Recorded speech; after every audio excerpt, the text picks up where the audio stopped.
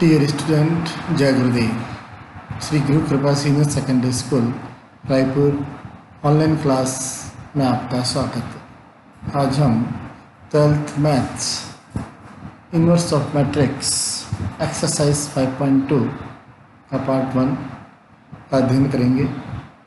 पिछली क्लास में हमने एक्सरसाइज 5.1 पार्ट के कुछ शेष प्रश्न किए थे।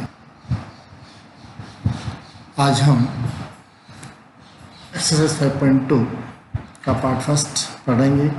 उसका पहला टॉपिक है एप्लीकेशंस ऑफ डिटर्मिनेंट्स। हमने डिटर्मिनेंट्स पढ़े हैं और अब हमें इनकी क्या करना, एप्लीकेशन पढ़ना है। हिंदी में हम कहेंगे इसको सारणिक के अनुप्रयोग। क्या पढ़ना में? सारणिक के अनुप्रयोग। हमने एक्सरसाइज 4th और में सारणिक पढ़े हैं और हमें सारणिक का अनुप्रयोग करना है। और फर्स्ट अनुप्रयोग है इसका त्रिभुज का क्षेत्रफल। क्या ज्ञात करना है यहाँ पर? त्रिभुज का क्षेत्रफल ज्ञात करना। और त्रिभुज का क्षेत्रफल आपने पिछली क्लास में या छोटी कक्षाओं में आपने अलग अलग तरीके से ज्ञात किया है। त्रिभुज का क्षेत्रफल ज्ञात करने के आप अनेक सूत्र जानते हैं। उनमें से एक सूत्र आपने कक्षा 10th में भी पढ़ा था। निर्देशांक ज्यामिति में आपको त्रिभुज के निर्देशांक दिए होते हैं। जैसे मान लिया त्रिभुज है, कोई त्रिभुज ABC है और त्रिभुज ABC के मान लिया इसके निर्देशांक x1 y1 x2 y2 और x3 y3 निर्देशांक दे रखे हैं और आप इस त्रिभुज का क्षेत्रफल ज्ञात करना था। तो वहाँ पर आपने क्या पढ़ा था? त्रिभुज का क्षेत्रफल। याद होगा आपको सूत्र। क्या सूत्र था? 1/2 बड़ा कोष्ठक हुआ करता था x1 into y2 minus y3 plus x2 into y3 minus y1 plus x3 into y1 minus y2। आपको याद होगा वहाँ क्रम बताया था आपको 1 2 3 2 3 1 3 1 2 सर्किल में चलता। 1 के बाद में 2 2 के बाद 3 3 के बाद वापस 1। बाहर x आता है तो अंदर y आता है और अगर बाहर y लो तो अंदर x आएगा। ऐसा सूत्र आपने कक्षा 10th में पढ़ा है। और इसी सूत्र को अगर हम सारणिक में बनाएं तो यहाँ जो सूत्र बनेगा वो आपका सूत्र बनेगा कि त्रिभुज का क्षेत्रफल। इस प्रश्न जो हमें काम लेना वो सूत्र बनेगा 1/2 सारणिक। सारणिक क्या बनेगी? x1 y1 and 1 x2 y2 1 x3 y3 1। इस सारणी को अगर हम हल करते हैं तो यही सूत्र बनता है ऊपर वाला ही। इसी सारणी को अगर हम हल करें तो ये सूत्र बनता है जो आपने पढ़ चुके हैं। और इसको अगर हम सारणिक के रूप में लिखें तो ये सूत्र बनता है। तो हमें यहाँ पर सारणिक का अनुप्रयोग करना है। इसलिए त्रिभुज का क्षेत्रफल बराबर 1/2 सारणिक। याद रखें आप x1 y1 1 x2 y2 1 x3 y3 1। प्रथम पंक्ति में क्या आएगा? पहला निर्देशांक और 1, दूसरा निर्देशांक 1, तीसरा निर्देशांक 1। इस प्रकार आपको सूत्र याद रखना है और इसी सूत्र से आपको त्रिभुज का क्षेत्रफल यहाँ ज्ञात करना है। अब आप यहाँ पर एक चीज़ जो आपको नोट रखनी है, वैसे आप जानते हैं फिर भी आप ध्यान दें इधर। क्या बात है कि त्रिभुज का क्षेत्रफल या इनका तो किसी भी यहाँ चाहे तो आप वर्ग इकाई भी लिख सकते हैं। किसी भी आकृति का क्षेत्रफल हमें ज्ञात करना है तो क्षेत्रफल हमेशा धनात्मक राशि होती है। क्षेत्रफल क्या होता है? धनात्मक राशि होती है। इसलिए अगर किसी भी प्रश्न को हल करते समय अगर आंसर माइनस में आते हैं तो भी आपको लास्ट में आंसर क्या लिखना है? प्लस में लिखना है। और वहां आप लिख सकते हैं क्षेत्रफल एक धनात्मक राशि होती है। क्या लिखेंगे आप? क्षेत्रफल एक धनात्मक राशि होती है। इसलिए माइनस को हटाकर आपको क्या करना है? प्लस करना है। माइनस आता है तो, नहीं तो जो आंसर है वो ठीक है। इस सूत्र के और अनुप्रयोग करने में दूसरा अनुप्रयोग जो है इसका है सेकंड अनुप्रयोग।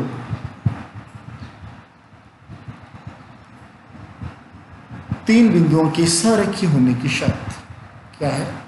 3 बिंदु दे रखे हैं आपको और 3 बिंदुओं के सरेखीय होने की शर्त, मतलब आपको एक रेखा में होने की शर्त लिखनी है कि वो तीनों बिंदु जो क्या है वो एक ही रेखा में। तो ध्यान दें, अगर तीनों बिंदु एक रेखा में नहीं है तो बनता है त्रिभुज। और अगर तीनों बिंदु अगर एक ही रेखा में है, मान लिया बिंदु ए, बी और सी जो यहाँ थे ना, ए बी सी, अगर सरेख नहीं है, एक रेखा में नहीं है तो त्रिभुज का निर्माण करता है। और अगर वो तीनों ही बिंदु अगर सरेख है, एक ही रेखा में है, तो त्रिभुज नहीं बनेगा। या यूं कह दो, इन बिंदुओं से जो त्रिभुज बनेगा उसका क्षेत्रफल क्या होगा, 0 होगा। तो यहाँ पर तीन बिंदुओं के सरेखीय होने की शर्त जो है वो यही है, क्या है, त्रिभुज का क्षेत्रफल बराबर 0। या यूं कह दो 1/2, सूत्र क्या पढ़ा अभी हमने, x1 y1 1, x2 y2 1, x3 y3 1, इसका मान क्या होगा 0। 1/2 का अंदर गुणा करेंगे तो भी क्या होगा, क्षेत्रफल 0, और वो क्या होगा x1 y1 1, x2 y2 1 और x3 y3 1, इसका क्षेत्रफल क्या होगा 0 होगा।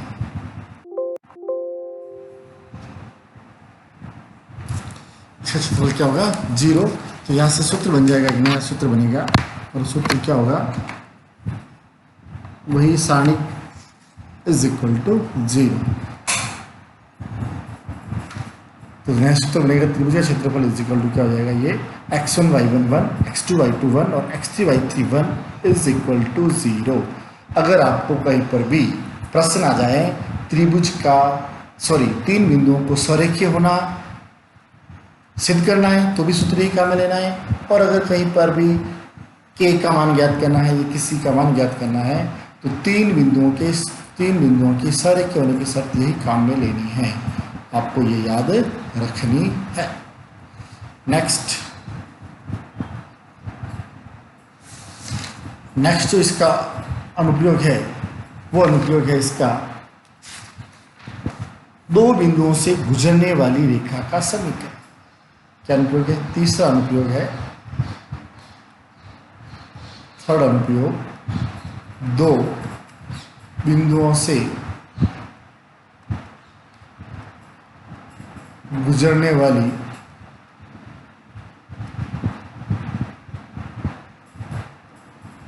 रेखा का समीकरण।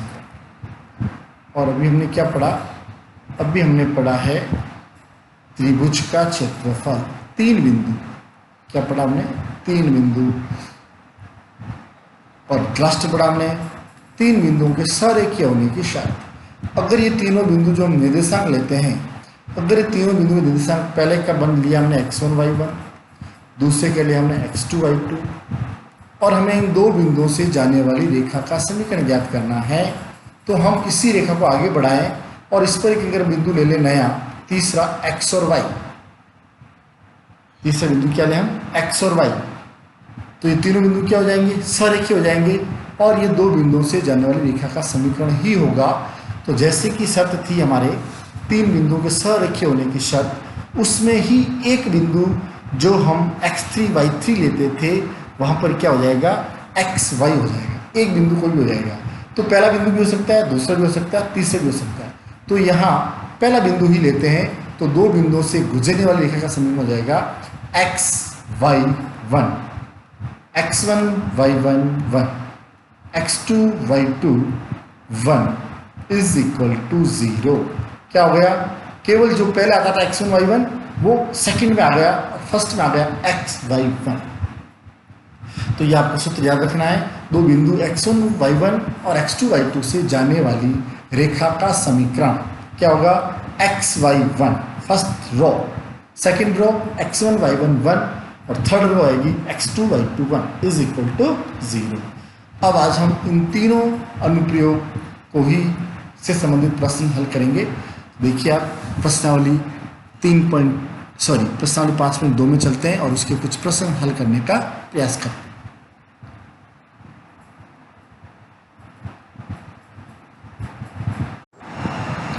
तो एक्सरसाइज 5.2 का पहला प्रश्न है, सारणी का प्रयोग कर त्रिभुज का क्षेत्रफल ज्ञात कीजिए। तो आपको त्रिभुज के 3 शीर्ष दे रखे हैं, क्षेत्रफल ज्ञात करना है और क्षेत्रफल ज्ञात करने का सूत्र आपने पढ़ा है। तो देखिए इसको फर्स्ट का फर्स्ट हम हल करने का प्रयास करें। पहले का पहला प्रश्न क्या है? पहले का पहला प्रश्न निर्देशांक दे रखे हैं आपको 2, 5, -2, -3 और 6 और 0। मान लिया ये त्रिभुज है और इसके निर्देशांक है। हल करना शुरू करते हैं हम इसको। ए, बी और सी। ए के निर्देशांक मान लिया 2, 5, बी का मान लिया हमने -2, -3 और सी का मान लिया 6 और 0। तब x1 y1 ये हो गया, x2 y2 ये हो गया, x3 y3 ये हो गया। तो हम सारणी का अनुप्रयोग करके त्रिभुज का क्षेत्रफल ज्ञात करना है। तो यहाँ त्रिभुज का क्षेत्रफल सूत्र कौन सा काम लेना है? सारणिक वाला। क्या आएगा सारणिक वाला सूत्र? 1/2 सारणिक क्या बनेगी? सारणिक इसके सूत्र लिखते हैं पहले हम। x1 y1 1, x2 y2 1 and x3 y3 1। ये त्रिभुज का क्षेत्रफल ज्ञात करने का सूत्र होता है।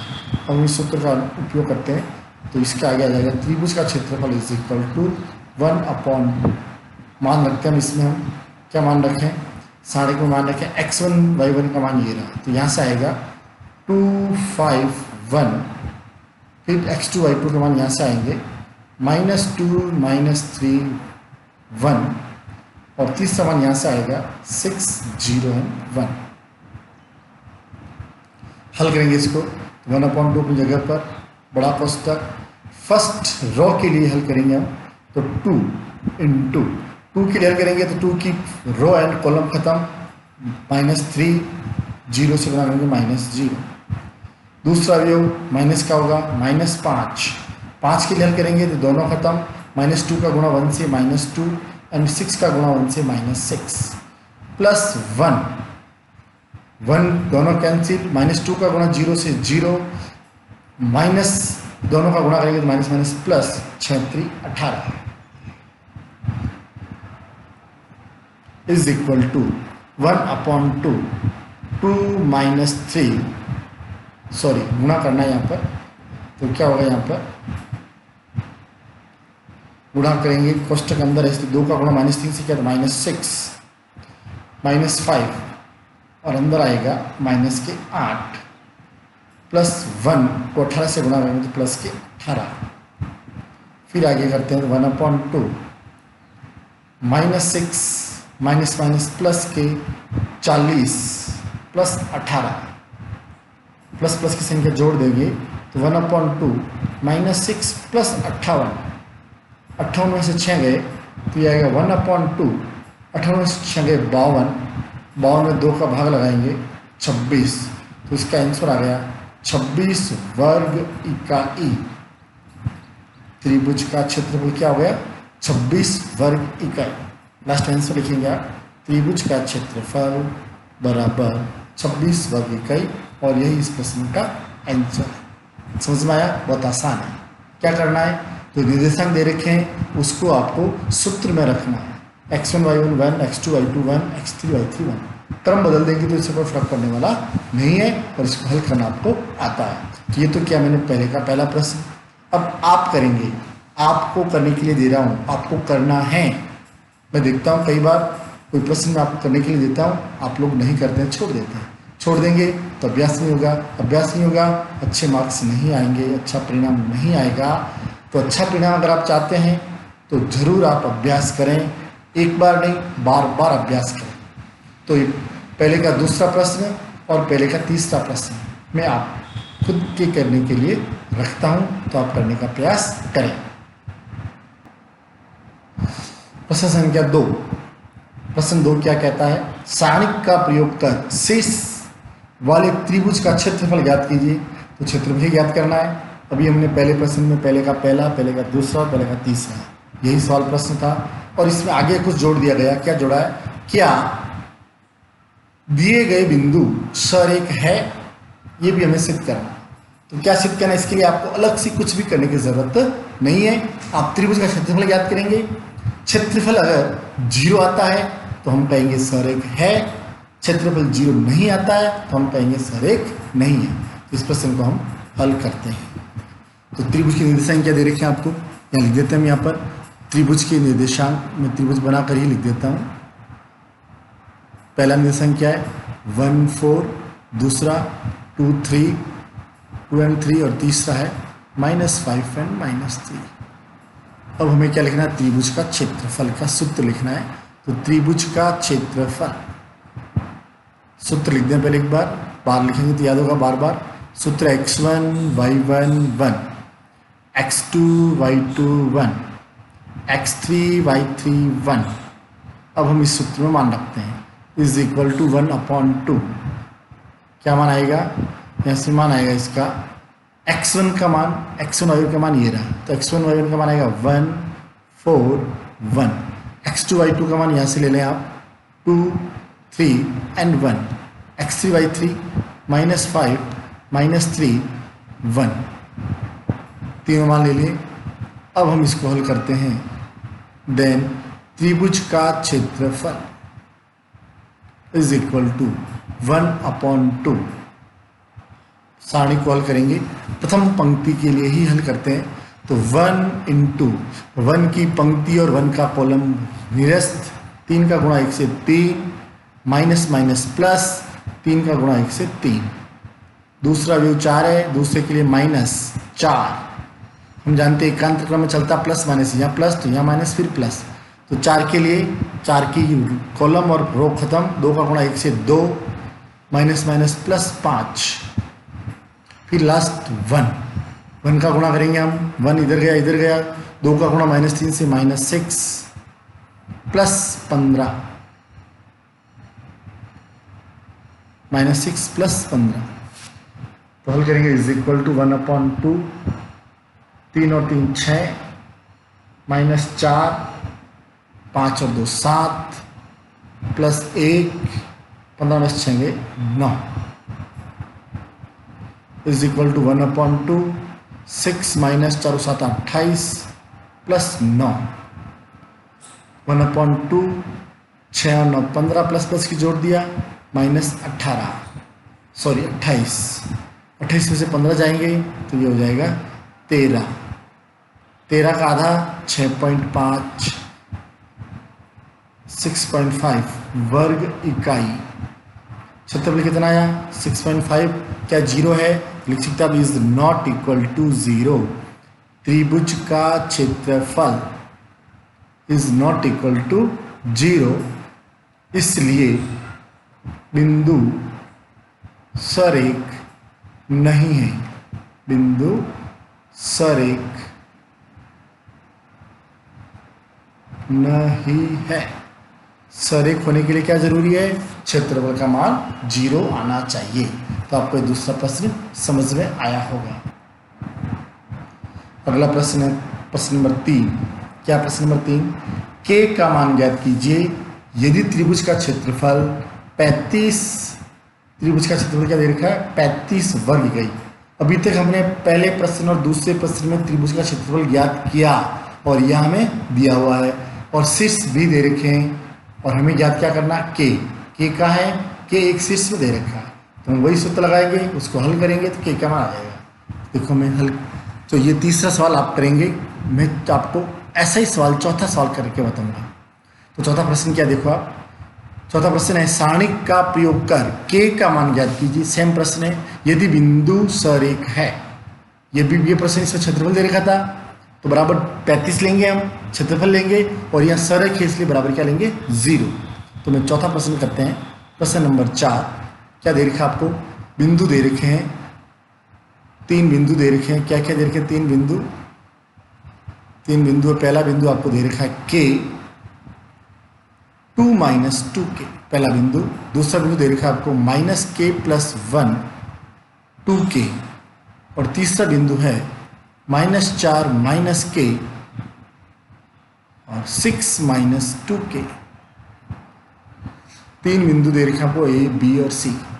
अब आपको सरेख दे रखा है, गिवन है आपको तीनों बिंदु क्या है, सरेख है। बिंदु सरेख है, सरेख है इसलिए सरेख की शर्त लगाएंगे।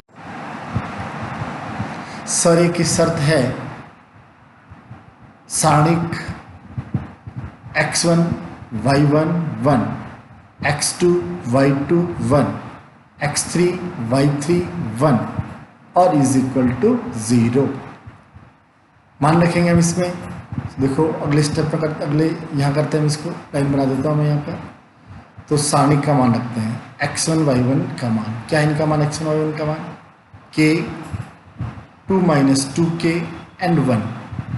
दूसरा है minus k plus 1 minus 4 minus k और सॉरी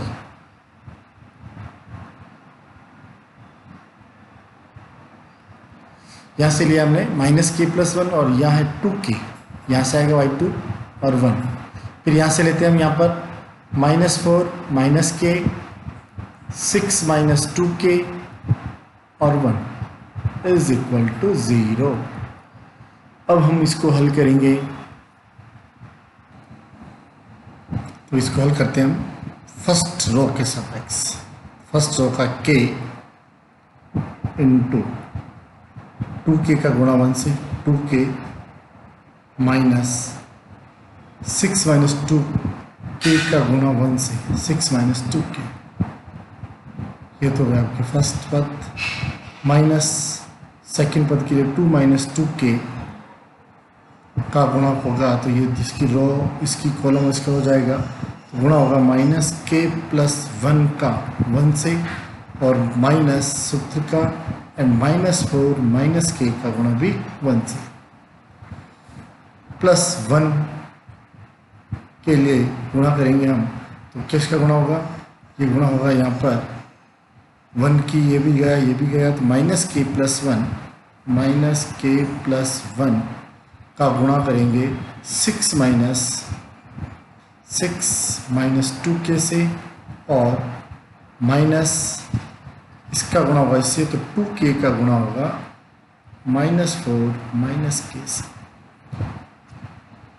गुणा करेंगे हम इसको, तो देखो क्या आएगा, इज इक्वल टू 0 बराबर क्या आएगा 0।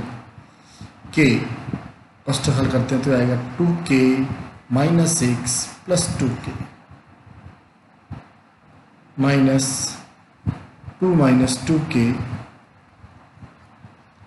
फर्स्ट के अंदर हल करते हैं तो क्या आएगा minus k plus 1 minus minus plus 4 plus k plus 1 का गुणा फर्स्ट के अंदर करें, फर्स्ट के अंदर गुणा करें माइनस k का गुणा करेंगे 6 से, माइनस 6k माइनस k का गुणा होगा माइनस 2k से, तो प्लस 2k स्क्वायर, 1 का गुणा करेंगे इस पद से तो आएगा प्लस 6 माइनस 2k।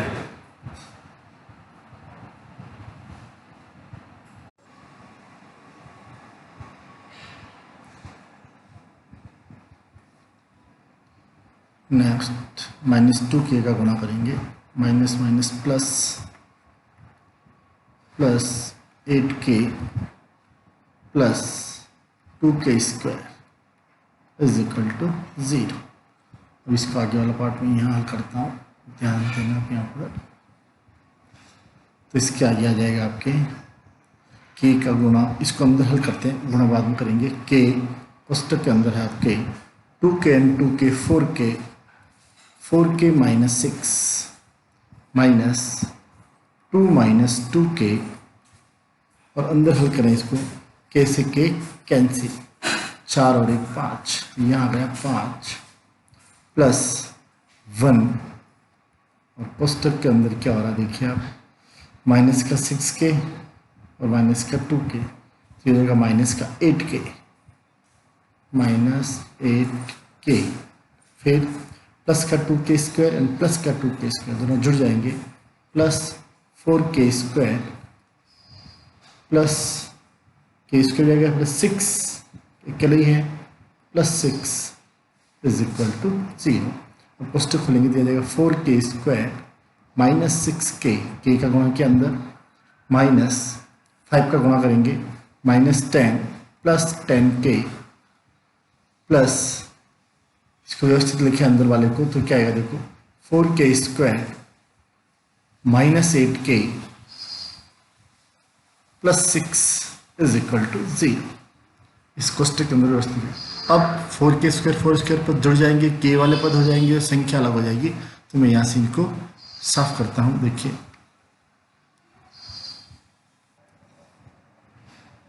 इसके आगे देखिए 4k² और 4k² जुड़ जाएंगे और यहाँ लिखेंगे 8k², फिर k वाले पद लो, माइनस का 6k प्लस का 10k और माइनस का 8k।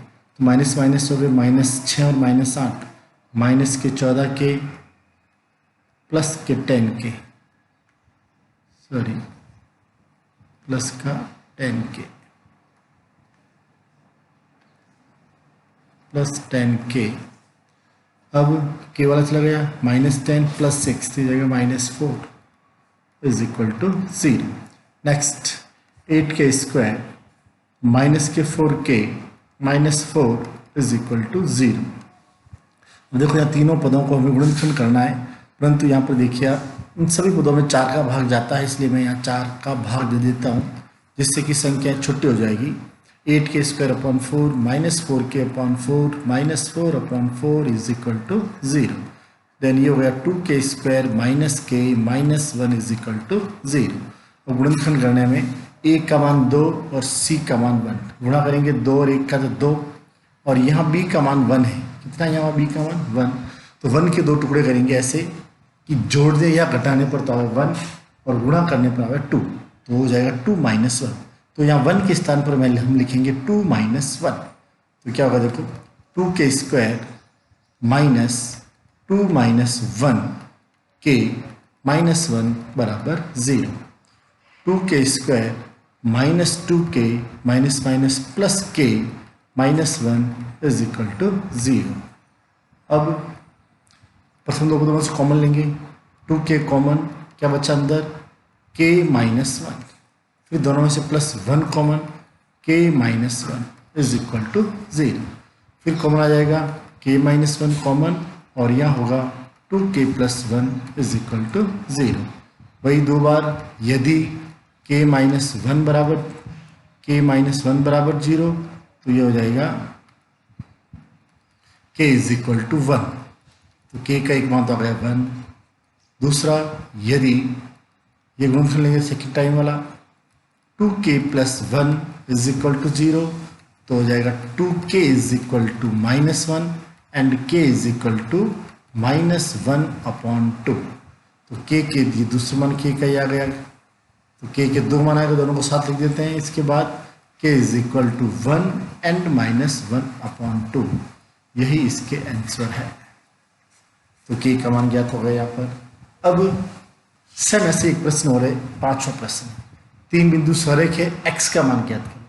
तो क्या क्या हमने यहाँ पर सरेख वाला पढ़ा था, दूसरा प्रश्न हमने उससे आधारित है। चलो इसको भी हम करके समझा देते हैं आपको, तो ये आपको समझ में आ गया होगा। क्वेश्चन नंबर 5 क्या दे रखा, 5वां प्रश्न, यदि बिंदु 3 - 2 x2 तथा 8 8 सरेख है, 3 बिंदु सरेख है, तो बिंदु क्या दे रखे आपको, बिंदु को लिख देते एक बार हम। बिंदु दे रखा आपको 3 - 2, दूसरा बिंदु आपका x2 और तीसरा बिंदु दे रखा है 8 8 सरेख है। तो हम लिखेंगे यहाँ पर सरेख होने की शर्त, सरेख, 3 बिंदुओं के सरेख होने की शर्त, और 3 बिंदुओं के सरेख होने की शर्त है जो सारणिक बनती है त्रिभुज का क्षेत्रफल इज इक्वल टू 0। वो सारणिक होती है x1 y1 1, x2 y2 1, x3 y3 1 is equal to 0। मान रखें हल करने के लिए, तो x1 का मान क्या है यहाँ पर 3, y1 का मान -2 एंड 1, फिर दूसरा x2 एंड 1, फिर तीसरा 8 8 एंड 1 इज इक्वल टू 0। अब इसको हल करेंगे हम, सारणिक का मान ज्ञात करने के हल करेंगे। तो हल करते हैं हम, पहली पंक्ति के सापेक्ष ही हल करें। तो हल करने पर यहाँ लिख सकते हैं आप चाहें तो, प्रथम पंक्ति के सापेक्ष, प्रथम पंक्ति के सापेक्ष विस्तार करने पर, देखो क्या आएगा, 3 इंटू इसका इससे गुणा माइनस इसका इससे गुणा, 2 माइनस 8, फिर बीच वाला पद माइनस है, सूत्र का माइनस और संख्या भी माइनस की, इसलिए माइनस बाहर आ गया। फिर इसके लिए हल करेंगे तो -2 वाली रो और कॉलम हटाएंगे, गुणा होगा x माइनस 8 प्लस 1, हल करेंगे इसको तो 1 वाली दोनों हट जाएंगे, तो 8x minus 16 is equal to 0। हल करें इसको आगे तो 3 into minus 6 plus 2 into x minus 8 plus 8x minus 16 is equal to 0। आगे बढ़े तो ये -18 plus 2x minus 16 plus 8x minus 16 is equal to 0। फिर 2x एंड 2x दोनों प्लस के हैं तो 10x, तीनों ही संख्या माइनस की है, जोड़ देंगे तीनों को तो 16 और 16 32 और 32 और 18 हो जाएंगे आपके 50, तो माइनस के 50 बराबर 0। Then x is equal 10x is equal to 50 and x is equal to 50 upon 10 is equal to 5, तो x का मान आ गया 5 और यही इस प्रश्न का क्या है, आंसर है। तो क्या क्या हमने, कुछ नई बात नहीं है, कुछ डिफिकल्ट नहीं है, सीधा सा है। हमें 3 बिंदु सरिक दे रखे हैं तो हमने सरिक होने की शर्त लगा दी, और सरिक होने की शर्त क्या है, त्रिभुज का क्षेत्रफल इज इक्वल टू 0। वहाँ से सूत्र बन जाता है क्षाणिक जो आपके पास है, और क्षाणिक में क्या आएगा, x1 y1 1, x2 y2 1, x3 y3 1 is equal to 0। अब सब x1 y1 कौन होता है, पहला बिंदु, x2 y2 दूसरा बिंदु, x3 y3 तीसरा बिंदु, इन सब के मान रख दिए अंदर। मान रखने के बाद इसका प्रसार कर दो, हल कर दो इसको। तो प्रसार किया हमने, प्रसार आप कोई भी पंक्ति और कोई भी कॉलम के लिए कर सकते हैं, परंतु किसी एक के लिए करना है, इसलिए हमने इसको प्रथम पंक्ति के लिए हल किया। किसके लिए हल किया, प्रथम पंक्ति के सापेक्ष विस्तार किया ये आपके सामने, तो x का मान आ गया 5। ये इस प्रश्न का क्या आंसर है और आपको समझ में आया।